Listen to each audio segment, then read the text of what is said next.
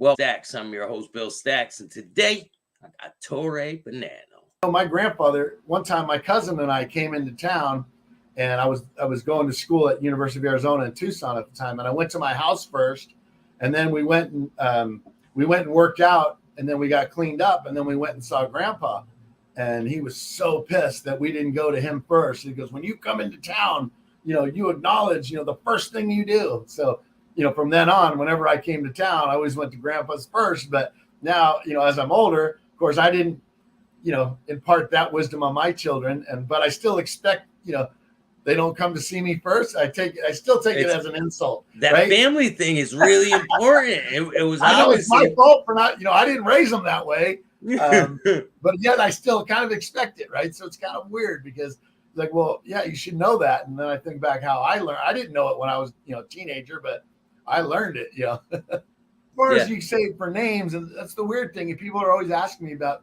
who was there, but all I knew was like, if the guys were, whatever part of the, maid guys, they were Uncle Pete, Uncle Hank, Uncle Frank, Uncle John, right? And then there was these other guys that were, Mr. Tromolono, Mr.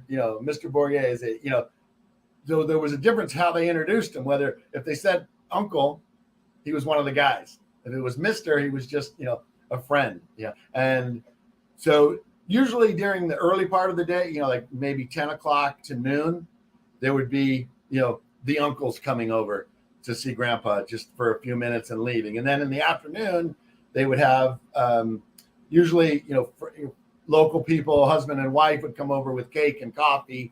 So those would be totally social things. But, that Italian community or Sicilian community in Tucson, especially, early in the 40s and 50s was real close. But even in the 80s, they were still pretty close, because it was the same people. They were just, now in the later stages of life, but they still did that, come over with a box of Etmans and they would have coffee at 4 p.m, right? That was their version of happy hour.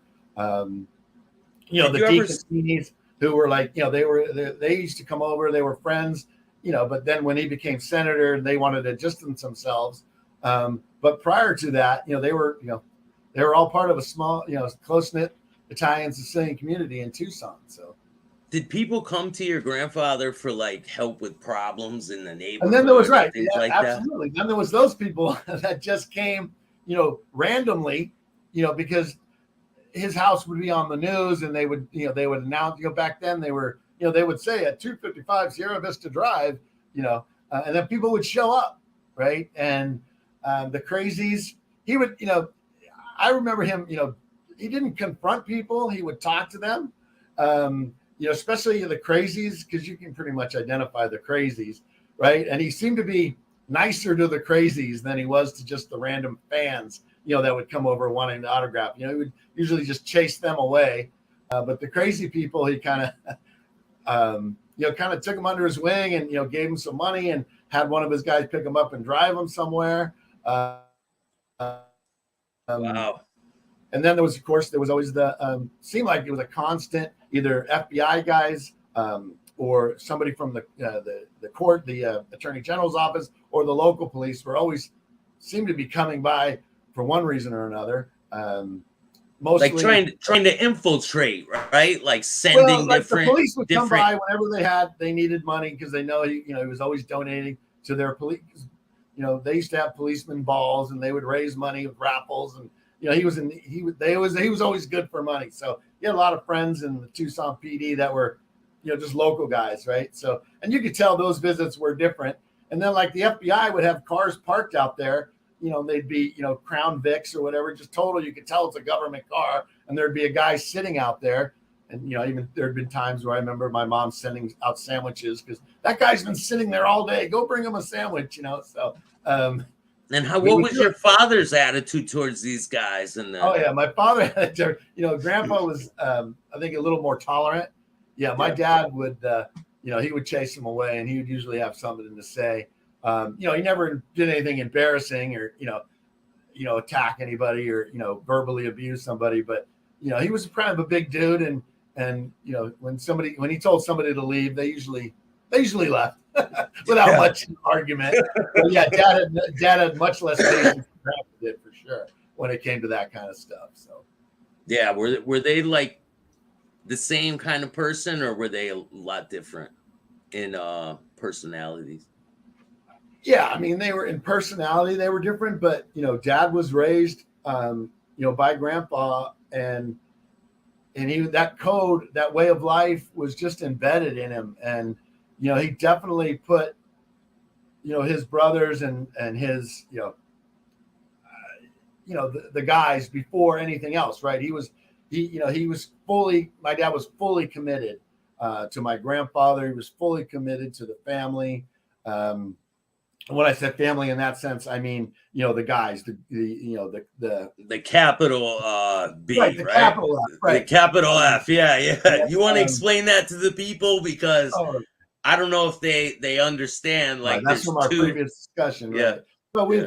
right. Whenever we talk about, what they call the Bonanno crime family, that's family with a capital F. That's the bigger, notorious family, whatever you want to call that, whatever it's become today. They still use the same name. It's basically a marketing term, capital F. But when you're talking about family like mom and brothers, and that's smaller, lowercase f, that's, the Bonanno family. That's just our, kin. So most of the time, I'm talking, the people want to know about the capital F family. But, the stuff, of course, that I'm more familiar with, and the stuff that I lived, was the lowercase family, the behind closed doors, so to speak. So, how do you feel about a crime family using your last name after your grandfather and your father's passed away? How do you feel that they still use the name to this day? Well, there's a certain amount of, pride in that, because they didn't keep the other names, right? Facci's gone, Colombo's gone, right? They don't use those other names.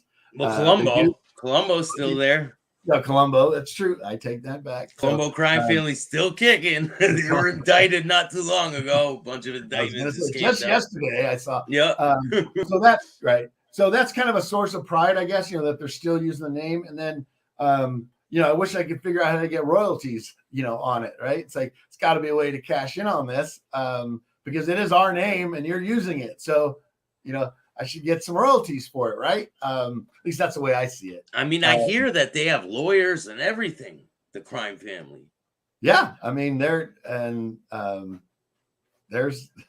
it's like an org, it's like a big, corporation, right? It's and they've refined it. We're in 2023 now. They're not just a bunch of thugs, hassling people on the wharfs, right? It's these are sophisticated, smart guys that could, be successful in any business they're in. They just, they chose the business they chose, but they're no less educated. They're no less crafty, and they're no less,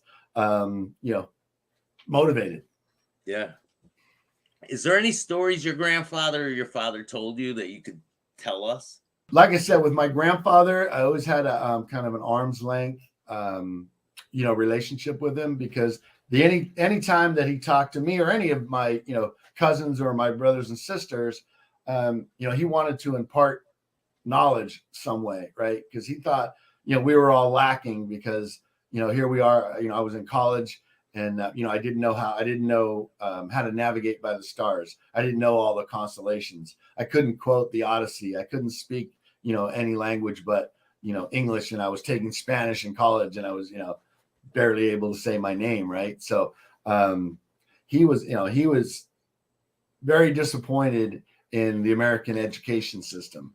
He felt that, we were dumb Americans, and he needed to educate us. So whenever he spoke to, myself or my cousins, like I said, it was always trying to teach us something, and at that time, you think it's, some long drawn out story from some old guy that makes, I just want to get out of here. Right. And Yeah, you don't appreciate it at the right time, right? now, now later in life, I think back, some of the things, that they would say, that would, that have stuck with me and, make me laugh.